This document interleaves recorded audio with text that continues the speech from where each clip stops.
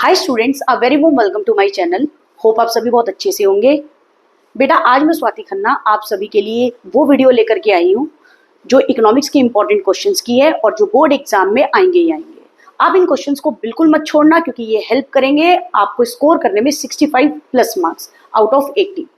20 hopefully आपने practical बहुत अच्छा करा और 20 मार्क्स आपके उसमें हो जाएंगे, या हद से ज्यादा आपके 19 होंगे, तो आप कितना अच्छा स्कोर कर सकते हो।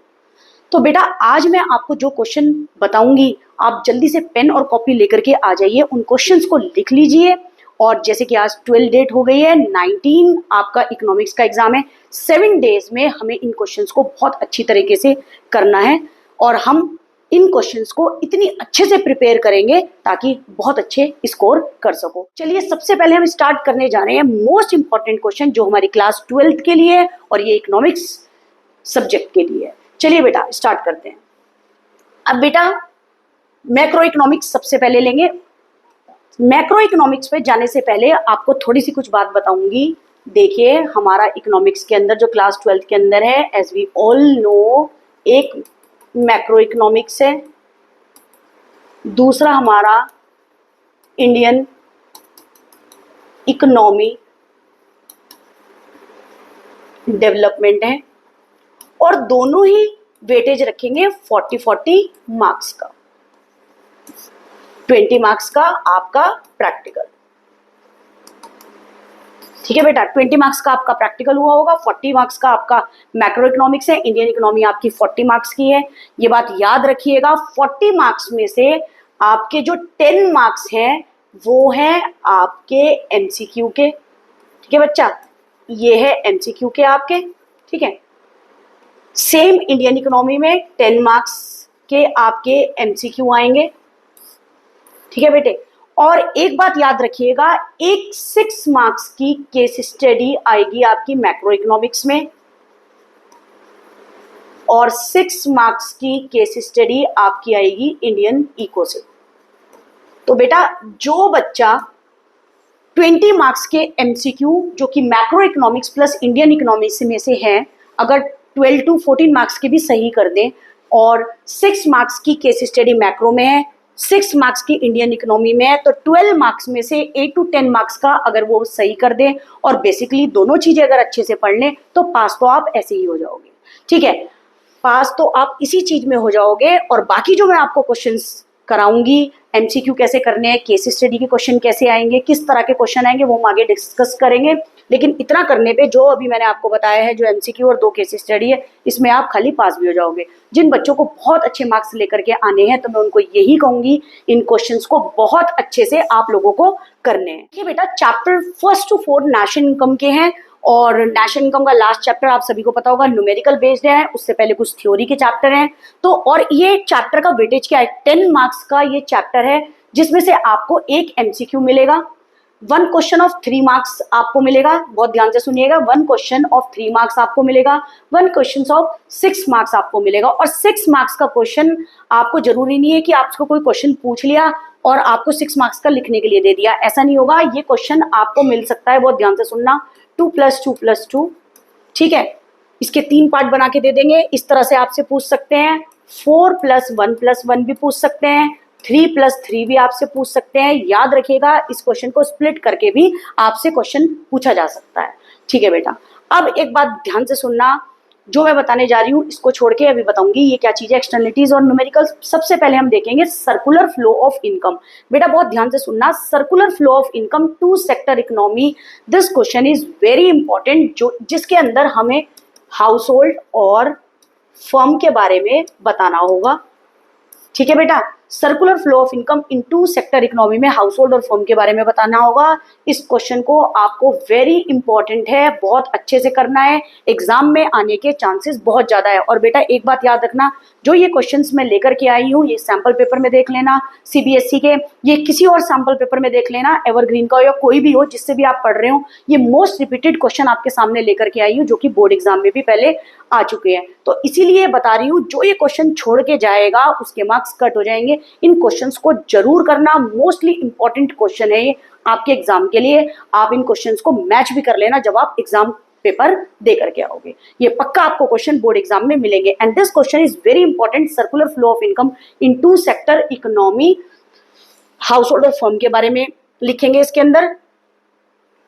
नेक्स्ट जो आपका आएगा, एक चीज और याद रखना, ये क्वेश्चन एक तरीके से और आ सकता है, income of one person is the expenditure of another person. तो ये क्वेश्चन अगर आपके सामने आया तो वो भी सर्कुलर फ्लो ऑफ इनकम ही है, आप सर्कुलर फ्लो ऑफ इनकम के बारे में ही बताएंगे। ठीक है, income of one person is the expenditure of another person, अगर आपसे ये पूछा जाए तो that means you have to write circular flow of income only.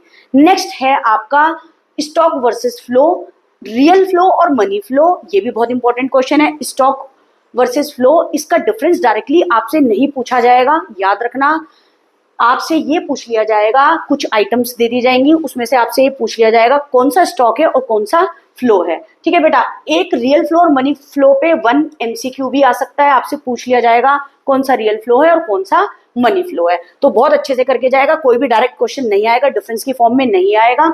और फाइनल गुड्स और इंटरमीडिएट गुड्स, ये क्वेश्चन तो बहुत ज्यादा इंपॉर्टेंट है, बहुत बार रिपीटेड भी हो सकता है एग्जाम में, और रिपीटेड हो रहा है एग्जाम में, इस बार भी ये रिपीट होने के चांसेस बहुत ज्यादा है। अब फाइनल गुड्स और इंटरमीडिएट गुड्स आपसे पूछा जाएगा क्वेश्चन, लेकिन डिफरेंस की फॉर्म में नहीं, आपको स्टेटमेंट बेस्ड क्वेश्चन दे दिया जाएगा। मशीनरी परचेज्ड, ठीक है बेटा, क्या वो फाइनल गुड है इंटरमीडिएट गुड से, ये बताना होगा। Milk purchased by shopkeeper for his own consumption, तो क्या वो फाइनल गुड में आएगा, इंटरमीडिएट कंजप्शन में आएगा, सॉरी इंटरमीडिएट गुड्स आएगा। या आपसे पूछ लिया जाएगा whether milk purchased by a shopkeeper for his own consumption is a final goods, is it true और फॉल्स, तो आपको बताना होगा। ठीक है, milk purchased by a shopkeeper for selling, तो क्या वो इंटरमीडिएट गुड्स है, ट्रू और फॉल्स, तो आप स्टेटमेंट बेस्ड होगा लिखेंगे, क्या वो ट्रू है या फॉल्स है बताना होगा आपको। ठीक है, तो इस तरह का क्वेश्चन आपको मिल सकता है फाइनल गुड्स और इंटरमीडिएट गुड्स, जो कि बहुत बार रिपीटेड हो रहा है।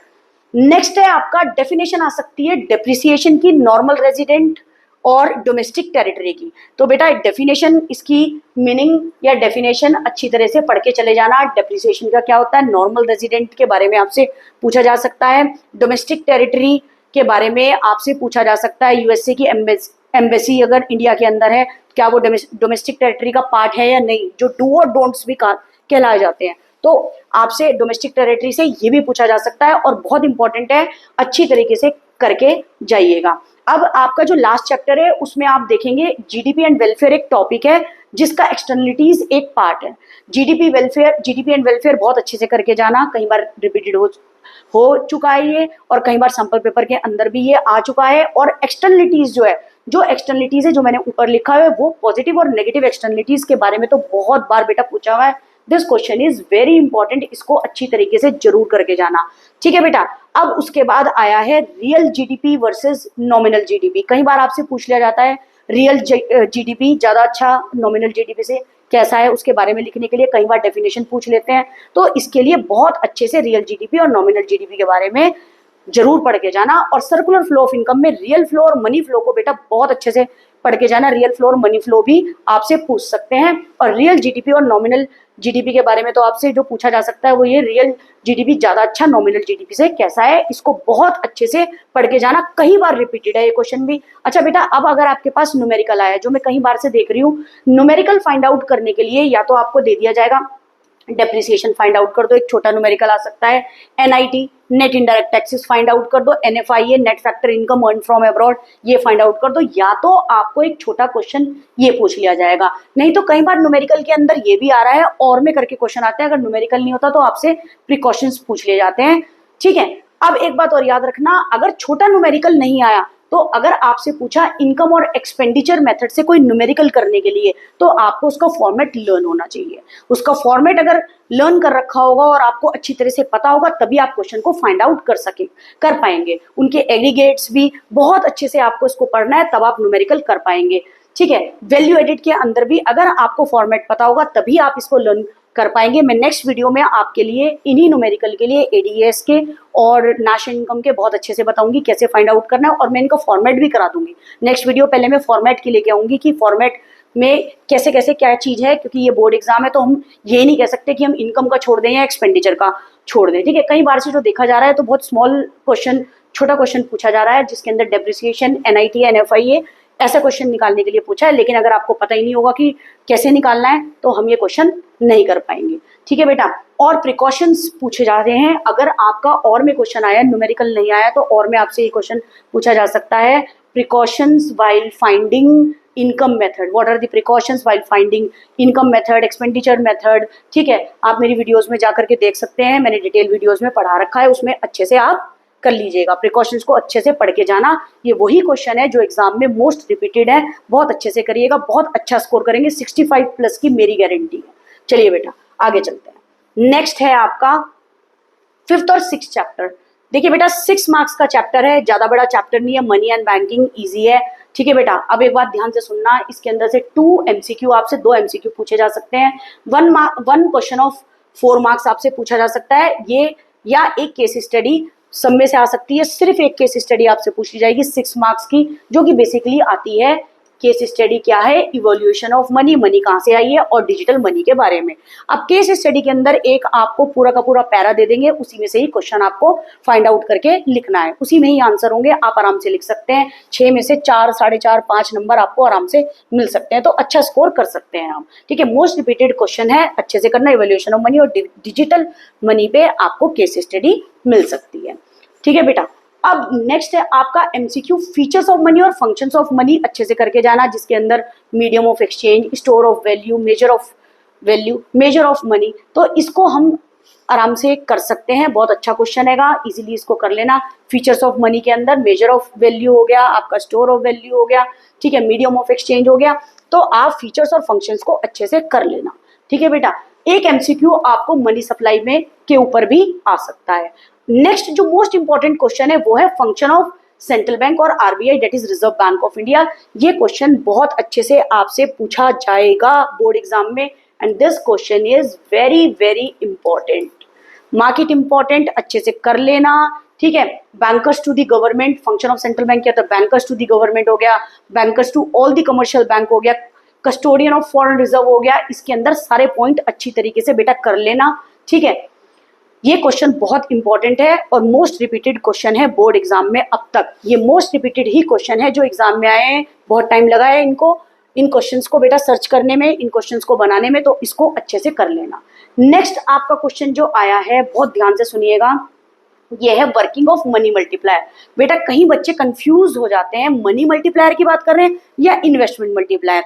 याद रखना मेरी बात, इन्वेस्टमेंट मल्टीप्लायर की बात करें तो that means they were asking about ADAS chapter में से क्वेश्चन। ठीक है, अगर मनी मल्टीप्लायर की बात करें या credit creation process by commercial bank की बात करें तो दैट मीन्स ये कौन से चैप्टर से क्वेश्चन है? बैंकिंग चैप्टर से क्वेश्चन है। इसकी डिटेल वीडियो मैंने बहुत अच्छे से पढ़ा रखी है, क्रेडिट क्रिएशन प्रोसेस। 4 मार्क्स में ये क्वेश्चन आ सकता है, इसको अच्छे से पढ़ लीजिएगा। ठीक है, इसमें से 1 मार्क्स MCQ या 1 मार्क्स MCQ इसमें से आ सकते हैं, इन दोनों में से, जो फीचर्स ऑफ मनी थे और मनी सप्लाई में से।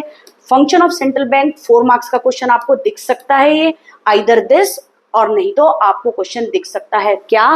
वर्किंग ऑफ मनी मल्टीप्लायर, जिसका अनदर नेम क्या है? Credit creation process by commercial bank.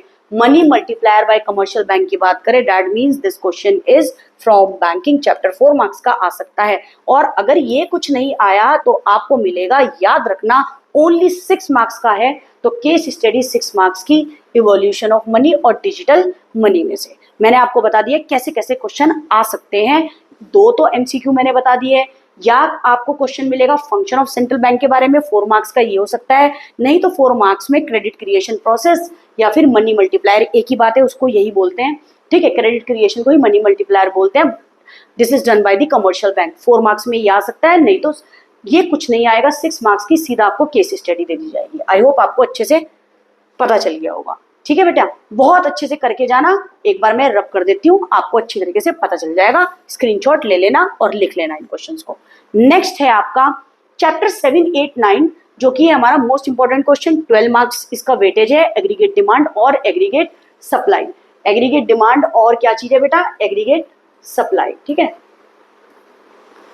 अब देखिए 12 मार्क्स का है, 4 MCQ आएंगे इसमें, 2 क्वेश्चंस आएंगे। ठीक है, अब आप बहुत ध्यान से सुनना, 4 जो आपके 2 क्वेश्चन आएंगे वो या तो 4+4 हो सकते हैं। ठीक है, 4 मार्क्स के तो आपके MCQ आ गए, और 4+4 में भी आ सकते हैं। बहुत ध्यान से सुनना, इनका वेटेज। और आपका एक 6 मार्क्स का भी अलग से क्वेश्चन आ सकता है, 2 का अलग आ सकता है, ठीक है। तो इसलिए याद रखना, मैं आपको बता दे रही हूँ क्वेश्चंस कौन कौन से इंपॉर्टेंट है और कैसे कैसे आ सकते हैं। ये क्वेश्चन बहुत इंपॉर्टेंट है और रिपीटेडली ये क्वेश्चन आ रहा है बेटा, बहुत ध्यान से सुनना। Saving curve can be derived from consumption curve, ये आपकी बुक के अंदर, चाहे वो संदीप गर्ग फॉलो कर रहे हो या आप होपफुली संदीप गर्ग से आप बहुत अच्छे से कर रहे हो, और नहीं तो आपके स्कूल में अगर कोई और वीके ओरी लगी है, टीआर जैन लगी है, तो आप उसमें से भी कर सकते हैं। आपको पिक्चर भी दी होगी, इसका एक्सप्लेनेशन भी दिया होगा। तो saving curve can be derived from consumption curve, अच्छे से करके जाना, बहुत रिपीटेड क्वेश्चन है। अगर ये क्वेश्चन नहीं आया तो आपसे ये भी पूछा जा सकता है इसी का उल्टा, consumption curve can be derived from saving curve how, ठीक है बेटा। तो इन दो क्वेश्चन में से कोई भी एक क्वेश्चन दिख सकता है आपको, ठीक है बेटा। अगर आपको ये क्वेश्चन ना मिला तो आपको और में ये क्वेश्चन आएगा, impact of excess demand and deficit demand on income, employment and output, ठीक है बेटा। Income, employment and output, impact बताना है एक्सेस डिमांड का और डेफिशिट डिमांड का इनकम पे, एम्प्लॉयमेंट पे, आउटपुट पे। मैं आपको समझा दे रही हूँ, अगर एक्सेस डिमांड की बात करें तो उसके अंदर इनकम भी बढ़ेगी, एम्प्लॉयमेंट भी इंक्रीज होगा और आउटपुट भी इंक्रीज होगा। अगर हम डेफिशिएंट डिमांड की बात करें तो इनकम भी कम हो जाएंगी। डेफिशिएंट डिमांड का मतलब, जब एक्सेस डिमांड में जब डिमांड ज्यादा होगी, लोगों की डिमांड ज्यादा होगी गुड्स एंड सर्विसेज की, तो इनकम भी ज्यादा होगी, एम्प्लॉयमेंट भी ज्यादा होगी, आउटपुट यानी क्वांटिटी भी ज्यादा से ज्यादा जनरेट होगी।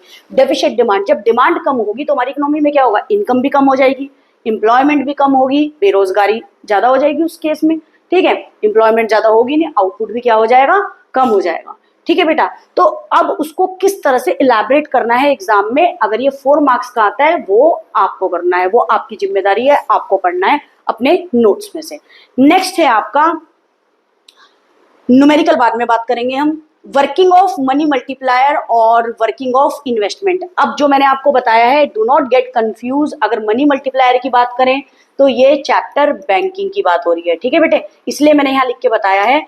ये और में करके क्वेश्चन आता है, या तो मनी मल्टीप्लायर के बारे में पूछ लिया कई बार जो देखा गया है, नहीं तो वर्किंग ऑफ इन्वेस्टमेंट मल्टीप्लायर की बात करें तो ये चैप्टर कौन सा है, एडीएएस। तो इन्वेस्टमेंट मल्टीप्लायर की बात कर रहे हैं, उसकी वर्किंग की बात करें, मनी मल्टीप्लायर की बात करें तो आपका बैंकिंग का आएगा, और अगर आपकी बात करें इन्वेस्टमेंट मल्टीप्लायर तो एडीएएस है आपका। ये बात आपको याद रखनी है, क्रेडिट क्रिएशन प्रोसेस भी बोलते हैं मनी मल्टीप्लायर प्रोसेस को। अगर working of investment multiplier that means के, इन्वेस्टमेंट मल्टीप्लायर को के बोलते हैं, एडीएएस का चैप्टर है। चलिए आगे देखते हैं।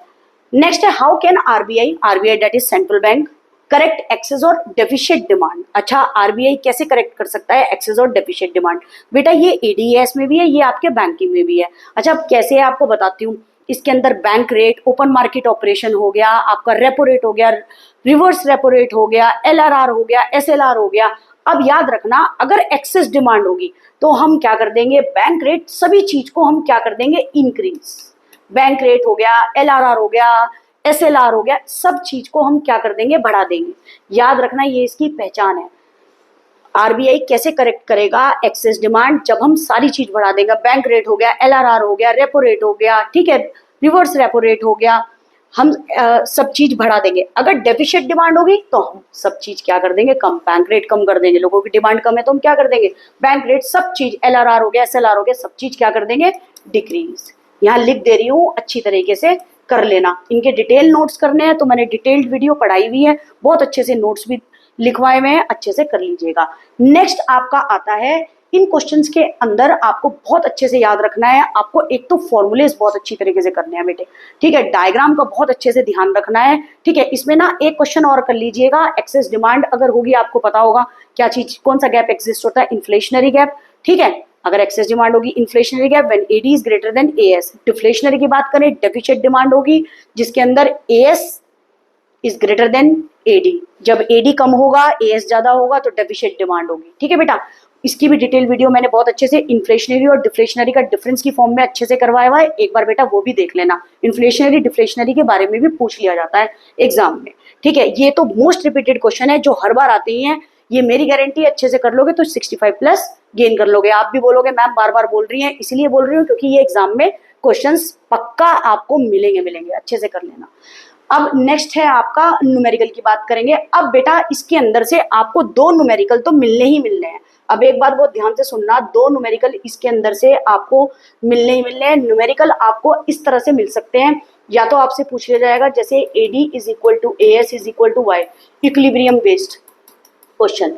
ठीक है बेटा, ये इक्विलिब्रियम बेस्ड क्वेश्चन होते हैं जो कई बार रिपीटेडली देखने को मिल रहे हैं। ये इक्विलिब्रियम बेस्ड क्वेश्चन है। अब एक चीज बहुत ध्यान से सुनना, कई बार क्वेश्चन ये फॉर्मूला लगा करके निकालना होता है जिसके अंदर आपको C की इक्वेशन जैसे दे दी होगी 10 प्लस 25y, I की वैल्यू दे दी होगी 100, तो आपको इस वैल्यू को यहाँ रखना होगा। ठीक है, याद रखिएगा, ये क्वेश्चन ऐसे भी आ सकता है। अब कई बार ये क्वेश्चन आपसे ऑटोनोमस तौर पे भी पूछा जा सकता है जिसके अंदर ये इक्वेशन है C is equal to C bar plus MPC/y। कई बार आपसे MPC की वैल्यू पूछ लिया जाएगी।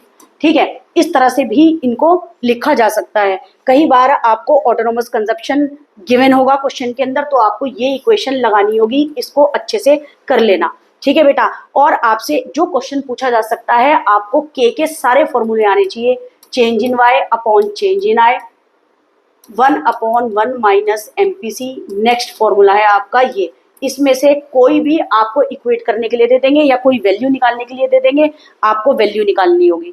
आपको ये फॉर्मूले पता होना चाहिए, इससे क्वेश्चन आ सकता है। मैंने आपको बता दिया इस तरह का एक क्वेश्चन आ सकता है।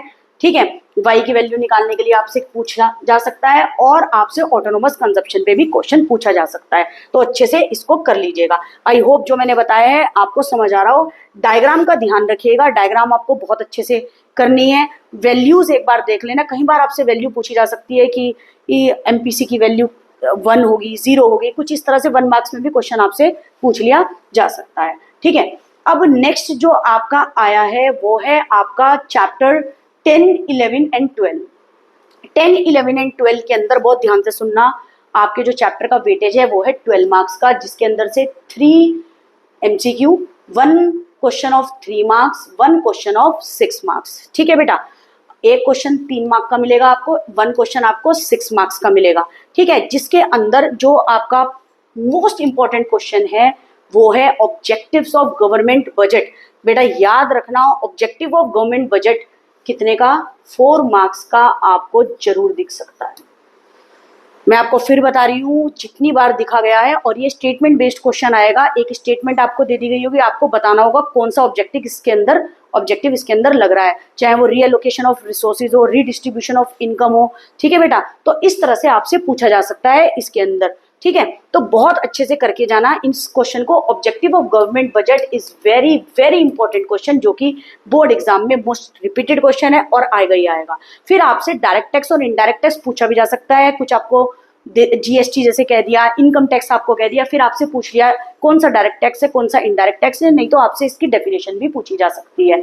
अब आया डेफिसिट। डेफिसिट के अंदर आपसे फिस्कल डेफिसिट की डेफिनेशन पूछी जा सकती है, प्राइमरी डेफिसिट के बारे में पूछा जा सकता है।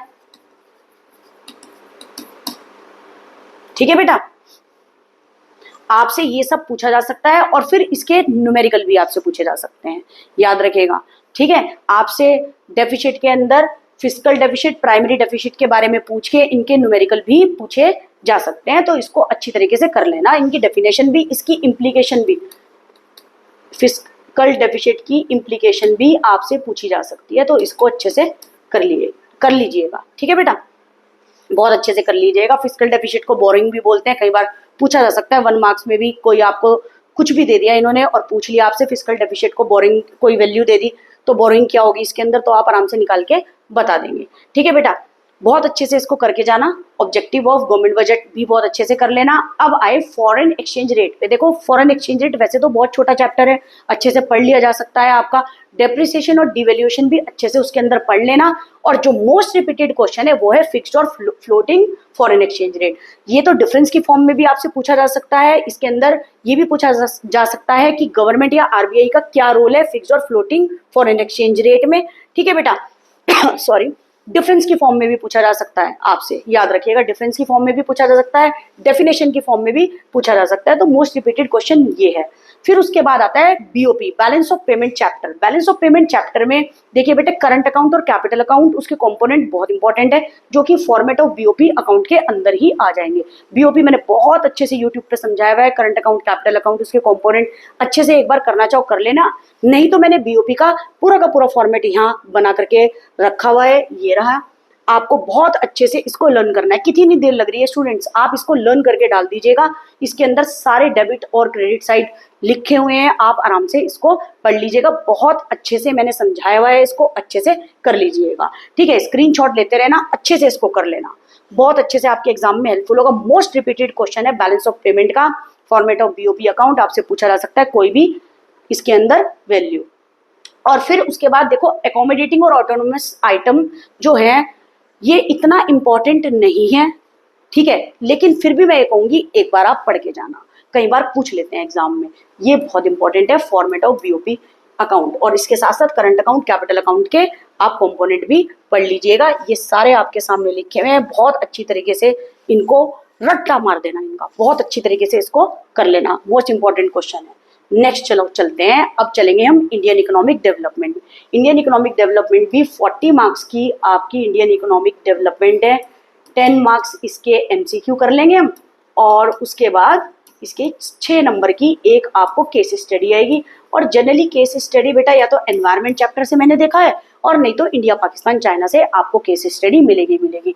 और इंडियन इकोनॉमिक डेवलपमेंट पे जब हम पढ़ने जा रहे हैं बेटे, ये बेसिकली बेस्ड पता किस पे आएगा, आपको इनके ईयर्स बहुत इंपॉर्टेंट है, ईयर्स आप बहुत अच्छी तरीके से कर लेना, ठीक है। इसकी डिजिट फिगर्स करने की तो जरूरत नहीं है, जैसे इंडिया पाकिस्तान चाइना में है कि 5000, 5500, ये सब तो लर्न करने की जरूरत नहीं है, लेकिन प्लीज ईयर्स को बहुत अच्छी तरीके से जरूर करना। जैसे ईयर ऑफ ग्रेट डिवाइड हो गया, ठीक है, ग्लोबल वार्मिंग हो गया, ग्रीन रेवोल्यूशन कब हुआ था, इन सब की ईयर, आपको स्विस कैनाल की ईयर कब था, तो ये सारा का सारा आपको ईयर अच्छे से पढ़ लोगे, क्योंकि वे ऑफ प्रेजेंटेशन इससे काफी अच्छी लगती है जब आप लिखेंगे, ठीक है, ईयर वगैरह, तो काफी अच्छा इसका इम्पैक्ट भी पड़ेगा एग्जामिनर पे। चलिए chapter first, second, third. First है Indian economy on the eve of independence, second है आपका इंडियन इकोनॉमी 1950 से 1990, नेक्स्ट आपका है एलपीजी, लिबरलाइजेशन, प्राइवेटाइजेशन, ग्लोबलाइजेशन। इसका वेटेज, इसका देखिए बेटा ये यूनिट में डिवाइड है चैप्टर, पहले 1 2 3, फिर 4 5 6 7 एंड देन 8th यूनिट जो इंडिया पाकिस्तान चाइना है वो 8 मार्क्स की है। अब 12 मार्क्स की आपकी जो ये आपकी 3 यूनिट है, ये बहुत अच्छे से कर लेना, और एक दूसरे पे डिपेंडेंट ही है मोस्टली। इनमें एग्रीकल्चर का बात करेंगे, पहले इंडिपेंडेंस, इंडिया आज़ाद हुआ, फिर उसके बाद 1950 से 1990 का समय, फिर 1991 में क्या इम्प्रूवमेंट और हुआ, इसमें इंडस्ट्री की बात करेंगे, इसमें और इम्प्रूवमेंट क्या क्या हुआ, एलपीजी के बारे में बात करेंगे, ठीक है बेटा। 12 मार्क्स का है, 2 एमसीक्यू आएंगे, ठीक है बेटा। एक क्वेश्चन 4 नंबर का होगा, एक क्वेश्चन हमारा 6 नंबर का होगा। और मोस्टली क्वेश्चन याद रखिएगा, एग्रीकल्चर का आपको क्वेश्चन जरूर मिलेगा इसके अंदर से, एग्रीकल्चर रिफॉर्म के ऊपर चाहे क्वेश्चन हो, ठीक है, जो कि इस चीज से रिलेटेड है, economic reform adversely affected agriculture, ठीक है बेटा। तो ये अच्छी तरीके से कर लेना, economic reform adversely affected agriculture, ये क्वेश्चन बहुत बार रिपीटेड हुआ है, और ये मोस्ट इंपॉर्टेंट क्वेश्चन है, चैप्टर नंबर 2 में से है ये, ठीक है। अब एग्रीकल्चर सेक्टर की ब्रिटिशर्स ने एग्रीकल्चर को कैसे एक्सप्लॉइट करा था, ये क्वेश्चन भी पूछा जा सकता है, एग्रीकल्चर पे क्वेश्चन जरूर आएगा। और इसमें से मेनली क्वेश्चन जो मुझे देखा जा रहा है बेटा, ये क्वेश्चन मोस्टली जो रिपीटेड होते हैं वो चैप्टर नंबर 2 में से मोस्टली रिपीटेड क्वेश्चन है, याद रखिएगा। चैप्टर नंबर 2 में से मोस्टली रिपीटेड क्वेश्चन मुझे चैप्टर नंबर 2 में से ही दिख रहे हैं। मोस्ट रिपीटेड क्वेश्चन तीनों में से सबसे ज्यादा जो पूछे जाते हैं वो चैप्टर नंबर 2 में से, ग्रीन रेवोल्यूशन हो गया आपका, ठीक है, economic reforms adversely affected agriculture. अच्छा बेटा, इंडस्ट्री के बारे में अगर क्वेश्चन पूछे तो आईपीआर 1956 इंडस्ट्रियल रेजोल्यूशन एक्ट आपसे जरूर 1956 का पूछा जा सकता है। आईपीआर जिसके अंदर लाइसेंस राज था, इसके ऊपर क्वेश्चन बहुत इंपॉर्टेंट है बेटा, बहुत अच्छे से करना, ठीक है, इस क्वेश्चन को बहुत अच्छे से करना। ग्रीन रेवोल्यूशन भी बहुत इंपॉर्टेंट है, और एग्रीकल्चर के ऊपर तो एक क्वेश्चन पक्का आएगा ही आएगा। अब नेक्स्ट है आपका goals of 5 year plan. Goals of 5 year plan के अंदर से जेम्स जो मैंने पढ़ाया था, इसके अंदर से जरूरी नहीं है आपसे चारों के चारों पॉइंट पूछ लिए जाएं, आपसे हो सकता है एक पॉइंट ही पूछा जाए। ठीक है, तो गोल्स ऑफ 5 ईयर प्लान बहुत अच्छे से करना बेटा। ठीक है, हो सकता है इसके अंदर से एक ही पॉइंट पूछे, और नहीं तो एमसीक्यू में भी क्वेश्चन आ सकता है, आपको चारों गोल्स उसने दे दिया और पूछा जाए कि कौन सा वाला एमसीक्यू में राइट होगा। ठीक है, तो इसको अच्छी तरीके से पढ़ लीजिएगा। नेक्स्ट है आपका लिबरलाइजेशन का क्वेश्चन। देखिए बेटा, लिबरलाइजेशन का क्वेश्चन मोस्ट इंपॉर्टेंट क्वेश्चन है, बहुत बार रिपीट हो रहा है, और मैं यही कहूंगी कि इस बार भी इसके आने के चांसेस बहुत ज्यादा हैं लिबरलाइजेशन के। देखिए वैसे तो अगर कहा जाए ग्लोबलाइजेशन हो गया, ठीक है बेटा, ग्लोबलाइजेशन हो गया, आउटसोर्सिंग है, वो भी एक बार रीड आउट टॉपिक है, वो मैंने देखा नहीं, काफी टाइम से आया नहीं है, लेकिन liberalisation most of the time repeated हो रहा है, तो मैं यही कहूंगी आप लोगों से लिबरलाइजेशन को बहुत अच्छी तरीके से पढ़ के जाइएगा। तो आप इन क्वेश्चंस को बहुत अच्छे से करिएगा, एग्जाम के लिए बहुत ज्यादा इंपॉर्टेंट है। ठीक है बेटा, चलिए नेक्स्ट चलते हैं। नेक्स्ट अब जो हमारा चैप्टर आया 4, 5, 6, 7 जो कि है आपका ह्यूमन कैपिटल फॉर्मेशन। बेटा ह्यूमन कैपिटल फॉर्मेशन से बहुत ज्यादा नहीं आता है। रूरल डेवलपमेंट हो गया, चैप्टर नंबर 6 से बहुत ज्यादा आता है जो कि है एम्प्लॉयमेंट। ठीक है बेटा, एम्प्लॉयमेंट में से बहुत कुछ देखने को मिल रहा है, एनवायरमेंट में से भी आ सकता है, लेकिन सबसे ज्यादा जो रिपीटेड क्वेश्चन है वो एम्प्लॉयमेंट में से है। 20 मार्क्स की यूनिट है ये, 4 MCQ, 2 question of 3 marks, 1 question of 4 marks, 1 question of 6 marks. ठीक है बेटा, याद रखिएगा 20 मार्क्स किस तरह से स्प्लिट हुए हुए हैं। अब इसके अंदर से याद रखिएगा 3 मार्क्स का क्वेश्चन पिक्चर बेस्ड हो सकता है चैप्टर नंबर 7 में से, जो कि आपका है एनवायरमेंट चैप्टर। ठीक है बेटा, इसके अंदर से डिफॉरेस्टेशन का क्वेश्चन आपसे पूछ सकते हैं, डिफॉरेस्टेशन पेड़ काटते हुए आपको दिखा दिया जाएगा, इसके ऊपर हो सकता है केस बेस्ड क्वेश्चन भी आपसे पूछ लिया जाए, आंसर उसी में होगा, उसी में से देख करके आप लिख देना। इसके अंदर आपसे विंड एनर्जी, सोलर एनर्जी के बारे में भी पिक्चर बेस्ड क्वेश्चन आ सकता है 3 मार्क्स का, और एक क्वेश्चन G20 के बारे में भी आपसे पूछा जा सकता है, इसलिए अच्छी तरीके से कर लीजिएगा इसका। ठीक है, picture based question means mostly इस चैप्टर के अंदर से आते हैं, और मैंने जो बताया डिफॉरेस्टेशन हो गया आपका, ठीक है, एयर पोल्यूशन हो गया, इस बारे में मतलब आपको इस तरह से ये क्वेश्चन दे सकते हैं। नेक्स्ट है आपका चैप्टर नंबर 6 जो कि मोस्ट इंपॉर्टेंट है, definition, formalisation of work force. इतनी बार क्वेश्चन बेटा ये आ रहा है, formalisation, informalisation of work force, formal और इनफॉर्मलाइजेशन ऑफ वर्क फोर्स, बहुत इंपॉर्टेंट क्वेश्चन है, अच्छे से कर लीजिएगा। ठीक है, पार्टिसिपेशन ऑफ वुमेन, तो इस क्वेश्चन को तो the most important, very very very important question 100% exam में आता है, informalisation of workforce, most repeated question है, पक्का एग्जाम में आएगा चैप्टर नंबर 6 में से, अच्छे से इसका सारा टॉपिक करके जाना है, इनफॉर्मलाइजेशन ऑफ वर्कफोर्स। ठीक है बेटा, पार्टिसिपेशन ऑफ वुमेन रेट भी, ये सब अच्छी तरीके से पढ़ जाना, वर्क फोर्स की डेफिनेशन अच्छी तरीके से कर जाना, इनका फॉर्मूला बहुत अच्छी तरीके से करके जाना, लेबर फोर्स, वर्क फोर्स, इन सब का। नेक्स्ट है आपका sources of human capital formation और उसका इम्पैक्ट हमारी इकोनॉमिक ग्रोथ पे क्या होगा, एक बार कर जाना। Sources of human capital formation आ सकती है और उसका इम्पैक्ट हमारी इकोनॉमी की ग्रोथ पे क्या होगा, एक बार कर लेना इसको। फिर agriculture marketing and then organic farming. Organic farming is very important question, बहुत अच्छे से बच्चा कर जाना, एग्जाम में आ जाता है। एंड नेक्स्ट एनवायरमेंट में से स्ट्रैटेजीज फॉर सस्टेनेबल डेवलपमेंट, अच्छा क्वेश्चन है, इंपॉर्टेंट क्वेश्चन है, कर लीजिएगा। ठीक है बेटा, जो वेरी वेरी इंपॉर्टेंट है आपको बता दिए गए, आपको 20 मार्क्स कैसे लेकर के आने हैं, बहुत अच्छे से कर लीजिएगा। एमसीक्यू के अंदर आपको पिक्चर बेस्ड क्वेश्चन भी पूछा जा सकता है। ठीक है, sources of human capital formation से आपको एमसीक्यू भी पूछे जा सकते हैं, तो आप इसको अच्छी तरीके से कर लीजिएगा। ठीक है, G20 बहुत अच्छे से करके जाएगा। चले नेक्स्ट है आपका चैप्टर 8 जो है इंडिया पाकिस्तान चाइना। बेटा इंडिया पाकिस्तान चाइना अकेला ही 8 मार्क्स का चैप्टर है। ठीक है, 8 मार्क्स के अंदर 4 तो एमसीक्यू, एक क्वेश्चन 4 मार्क्स का आपको मिलेगा ही मिलेगा। ठीक है बेटा, और मोस्टली जो मुझे लगता है यहाँ से केस बेस्ड क्वेश्चन आपको मिलेगा। मैं ये नहीं कहूंगी कि आप सारी फिगर याद करिए, फिगर याद करने की जरूरत नहीं है, टेबल की फॉर्म में फिगर होगा, जैसे आपको ये कह दिया जाएगा कंपेयर करो, एनालिस करो और कमेंट करो। इंडिया पाकिस्तान चाइना में कंपेयर करने के लिए दे देंगे आपको, एजुकेशन के ऊपर, ग्रोथ रेट के ऊपर, तो और पढ़ाई के ऊपर, तो आपके इसके अंदर से आपको कंपैरिजन करने के लिए दे देंगे, तो आपको एक पूरा टेबल दिया होगा, उसी में से जो फिगर लिखी होगी आप वो उसको आंसर में लिख देना। तो इसमें बहुत अच्छे से आप 4 में से 4 ला सकते हैं, जिसको कुछ भी नहीं आता और वो लिख दे अच्छी तरीके से, 4 में से 3, 3.5 नंबर भी उसको बहुत अच्छे से मिल सकते हैं। अच्छा, इसके अंदर से ग्रेट लीप फॉरवर्ड कैंपेन जो कि माओ जेडोंग के थ्रू था, तो वो बताना है कि उसके अंदर क्या था बहुत अच्छे से पढ़ लेना। फिर है लिबर्टी इंडिकेटर। अच्छा, लिबर्टी इंडिकेटर के अंदर देखो क्या था, चाइना के अंदर इतनी लिबर्टी तो दे नहीं रखी थी चाइना वालों को, ठीक है, बहुत ज़्यादा लॉफुल था, गवर्नमेंट के ज़्यादा कंट्रोल था। तो लिबर्टी इंडिकेटर एक पैराग्राफ होगा, आप अपनी बुक के अंदर देखना, बहुत अच्छे से कर लेना इसको। Liberty indicator very very important, कई बार से रिपीट हो रहा है, ठीक है। फिर है poor economic condition in Pakistan, यानी पाकिस्तान की कंडीशन इतनी पुअर क्यों थी उसके बारे में अच्छे से पढ़ लेना, ठीक है। इंपॉर्टेंट क्वेश्चन है। Gender ratio, one child policy छोड़ के नहीं जाना है बेटा, बहुत अच्छे से करके जाना वन चाइल्ड पॉलिसी, ठीक है। फिर मैंने कंपेयर वाला बता दिया, ये 4 मार्क्स का क्वेश्चन आ सकता है, ठीक है। ग्रेट लीप फॉरवर्ड कब हुआ था, एमसीक्यू की फॉर्म में पूछ सकता है आपसे। पुअर इकोनॉमिक कंडीशन मतलब कुछ भी इसके अंदर से, वन चाइल्ड पॉलिसी, ये सब कौन सा ईयर था, तो आपसे ये सब भी पूछा जा सकता है। तो ये चैप्टर तो बहुत अच्छा है, बहुत अच्छे से रिवाइज कर लेना, ये क्वेश्चन मोस्टली रिपीटेड रहेंगे। और आई होप आपको किसी भी क्वेश्चन में कोई ज़्यादा प्रॉब्लम ना आए। देखो बेटा 25-30 क्वेश्चन है, बहुत अच्छे से कर लेना।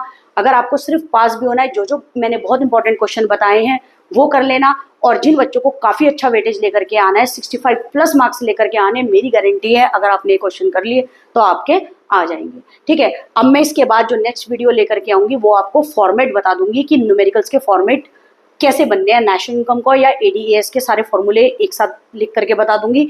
आपको बहुत अच्छे से पढ़ के जाना है, और मैं यही कहूँगी न्यूमेरिकल के क्वेश्चन नहीं गलत करना, बहुत ईजी है, ठीक है। आपको समझ भी आ जाएंगे जब मैं पढ़ाऊंगी नेक्स्ट वीडियो में, बहुत अच्छे से उसके फॉर्मेट को समझना, आप आराम से क्वेश्चन कर लोगे, बहुत ईजी तरीके से आपको कराऊंगी। मैं भी चाहूँगी मेरे बच्चों के मार्क्स बहुत अच्छे आए, आप मेहनत करना, आप 100 आउट ऑफ 100 भी ला सकते हो अगर आपके प्रैक्टिकल में 20 मार्क्स है, अगर आप प्रैक्टिकल इतना अच्छा करके आए हो। हम कोशिश करेंगे बहुत अच्छे मार्क्स लेकर के आए, आप और मैं दोनों ही बहुत मेहनत करेंगे बेटा। इन क्वेश्चंस को कर लेना अच्छी तरीके से, मेरा प्रॉमिस है आपसे, आप स्कोर कर लेंगे 65+ आउट ऑफ 80 इन क्वेश्चंस में, ठीक है बेटा। और आई होप आपको किसी भी क्वेश्चंस में कोई प्रॉब्लम ना हो, ठीक है। अच्छे से इनको कर लेना, बहुत इंपॉर्टेंट क्वेश्चन है, आपको अच्छी तरीके से करा दिए हैं, आपको समझा भी दिया है, आप बहुत अच्छे से इनको कर लीजिएगा बेटा। आई होप आपको बहुत अच्छे से ये क्वेश्चन समझ आ गए होंगे बेटा, आपको ये क्वेश्चन बहुत अच्छे से समझ आ गए होंगे। अगर आपको कोई भी डाउट हो तो आप कमेंट बॉक्स में बता सकते हैं, और इन क्वेश्चन को अच्छी तरीके से पढ़ लीजिएगा। 19 के लिए all the very best, paper को बहुत अच्छे से करके आना, पेपर फोड़ के आना। Thank you so much for watching my video को लाइक और शेयर करना मत भूलना, ज़्यादा से ज़्यादा शेयर कर दो, औरों का भी फायदा करा दो। Thank you so much.